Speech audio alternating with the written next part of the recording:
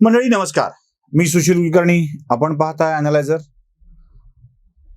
एकनाथ शिंदे यांच्या बंडानंतर महाराष्ट्राच्या राजकारणातलं शिवसेनेत घडलेलं हे सगळ्यात मोठं बंड मानलं जातं. तसं महाराष्ट्राच्या राजकारणातलं हे देखील सगळ्यात मोठं बंड म्हणावं लागेल.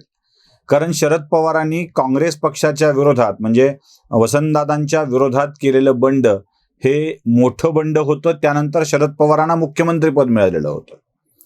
पण त्यानंतर जास्तीत जास्त आमदार आपल्या बाजूला आणून शिवसेनेत फूट करून एकनाथ शिंदेंनी स्वतःकडे मंत्रिपद मिळवलेलं आहे. म्हणून हे राज्यातलं सगळ्यात मोठं बंड आहे असा देखील याचा उल्लेख केला जातो. एकनाथ शिंदेंच्या सोबत शिवसेनेचे 40 आणि 10 अपक्ष आमदार जे शिवसेनेच्या सोबत होते ते जमा झालेले आहेत. एकनाथ शिंदे सध्या 50 आमदारांच्या गटाचे प्रमुख आहेत आणि राज्याचे मुख्यमंत्री आहेत. अनेकांचे दावे होते की एकनाथ शिंदे एवढं मोठं बंड घडवून आणू शकतात का? उद्धव ठाकरेंच्या संमतीशिवाय हे होईल का? यात सगळ्या बंडाचं नेतृत्व देवेंद्र फडणवीस यांनी केलेलं होतं का? असे अनेक प्रश्न वेगवेगळी माणसं विचारत असतात. पण माझ्या मनात आता शंका निर्माण होते आहे किंवा काही घटना बघितल्यावर असं वाटतं आहे की कदाचित एकनाथ शिंदेंच्या गटात ठाकरेंचे हेर शिरलेले आहेत का? अर्थात काही आमदार आणि काही खासदार ठाकरेंचे हेर असू शकतात. एकनाथ शिंदे यांच्यासोबत बाहेर पडलेले 40 आमदार याच्यामध्ये मी 2-3 प्रकारची वर्गवारी करतोय. एक, भारतीय जनता पक्षाच्या स्थानिक नेत्यांवरती विश्वास ठेवून काही शिवसेनेतील मंडळी ही एकनाथ शिंदेंच्या सोबत गेलेली आहे. म्हणजे त्यांचा विश्वास, त्यांची जवळीक, त्यांचे संबंध हे भारतीय जनता पक्षाशी आणि देवेंद्र फडणवीस यांच्याशी आहेत. एकनाथ शिंदेंच्या नेतृत्वावर विश्वास यापेक्षाही फडणवीस आणि भारतीय जनता पार्टी यांची खेळी म्हणून काही आमदार बाजूला आलेले आहेत की पुढे कदाचित त्यांचा प्रवेश भाजपात होऊ शकतो. दुसरे, खरोखर एकनाथ शिंदेंवरती निष्ठा ठेवणारे, ज्यांच्या एकूणच आमदारकीच्या कार्यकाळामध्ये एकनाथ शिंदेंनी त्यांना बऱ्यापैकी निधी दिला आहे, अशी काही मंडळी, ज्यांना एकनाथ शिंदेंच्या सोबत जावं वाटतं, अशी काही मंडळी त्यात आलेली आहे. तिसरा एक गट आहे उद्धव ठाकरेंवर खरोखर नाराज असलेला गट. म्हणजे अगदीच दुर्लक्ष झालंय, उपेक्षित वागणूक मिळाली आहे, नीट बोलल्या गेलेलं नाही आहे. काल परवाची पोरं आदित्य ठाकरे आणि वरुण सरदेसाई, ज्यांना साहेब म्हणावं लागतंय, ज्यारे तुरे बोलतात, गाणेरड्या भाषेत बोलतात, दुर्लक्ष करतात, अशा पोरसौदा राजकारणाला कंटाळलेली काही माणसं एकनाथ शिंदेंना जवळचं मानत होती आणि त्यातली काही त्या कारणामुळे बाजूला गेलेत. अर्थात एकनाथ शिंदे सुद्धा स्वतः याच कारणामुळे बाजूला गेलेले आहेत.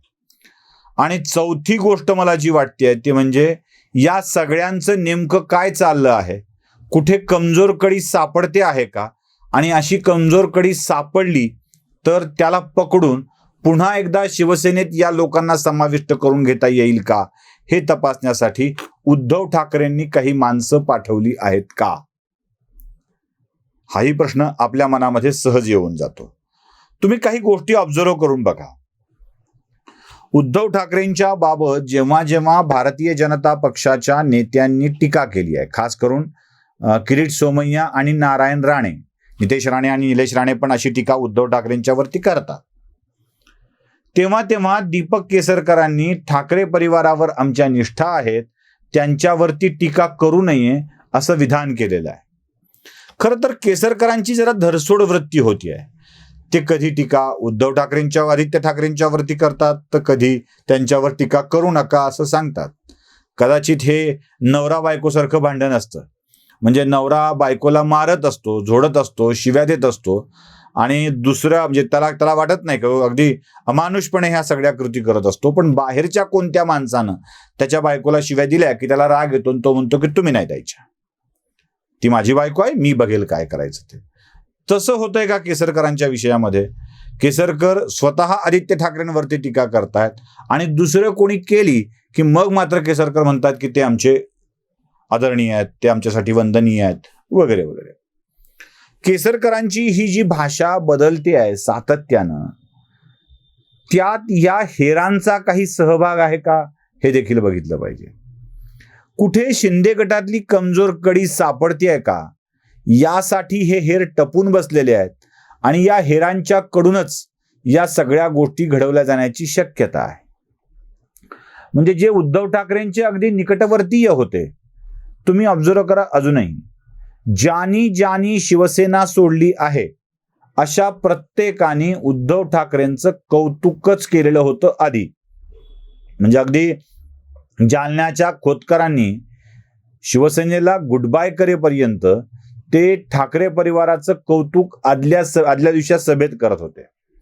नाशिकमध्ये बाहेर पडलेली माणसं असोत की हिंगोलीचे आमदार असोत की शिंदेच्या नाराज गटाला पटविण्यासाठी गेलेले आमदार फाटक असोत, या सगळ्यांचा हेतू हा सरळ सरळ उद्धव ठाकरेंचं कौतुक करण्याचा होता, पण पुन्हा ते शिंदे गटामध्ये गेलेले आहेत. त्यामुळं अशा सगळ्या माणसांचा, ज्यांचा शिंदे गटात प्रवेश झाला आहे, अशा सगळ्या लोकांचा शिंदे गटात जाऊन नेमकं काय करण्याचा इरादा आहे हे जरा स्पष्ट झालं पाहिजे. जसा जसा मंत्रिमंडळाच्या विस्ताराला उशीर होतो आहे, तशी तशी शिंदे गटांमधल्या आमदारांमध्ये एक अस्वस्थता पसरलेली आहे. भारतीय जनता पक्षाच्या आमदारांना विस्तार कधी होतोय हा प्रश्न पडलाय, हे खरं आहे, पण त्यांच्या मनात कोणती अस्वस्थता नाही आहे. पण ज्या कारणासाठी, सत्तेच्या लाभासाठी शिवसेना त्यागून आपण इकडे आलो आहोत, तो अजून तरी आपल्याला मिळत नाहीये, ही भावना या लोकांच्या मनामध्ये आता घर करू लागलेली आहे. आणि हीच भावना ज्या दिवशी अशी काही स्थिती येईल की चलबिचल होईल, त्या दिवशी काही मंडळींना हाताशी धरून ही माणसं निघून जातील का? जसा मासेमारीचा गळ असतो, त्या गळाला एखादा तुकडा माशांना खाण्यासाठी लावला जातो, तो तुकडा खाण्यासाठी मासे येतात आणि मग अलगद त्या गळाला अडकतात. तसं काहीसं इथे होणार आहे का?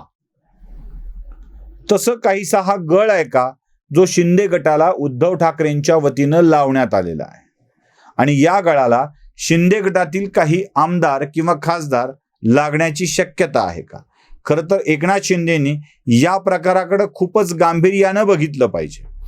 एकनाथ शिंदेची सध्याची स्थिती अशी आहे की एक तर भारतीय जनता पक्षाचं मत सांभाळा, दुसरी गोष्ट आपल्याच पक्षात विश्वास ठेवून आलेल्या माणसांची मर्जी सांभाळा आणि अटी शर्तीसह या गटात दाखल झालेल्या लोकांचीही मनं सांभाळा.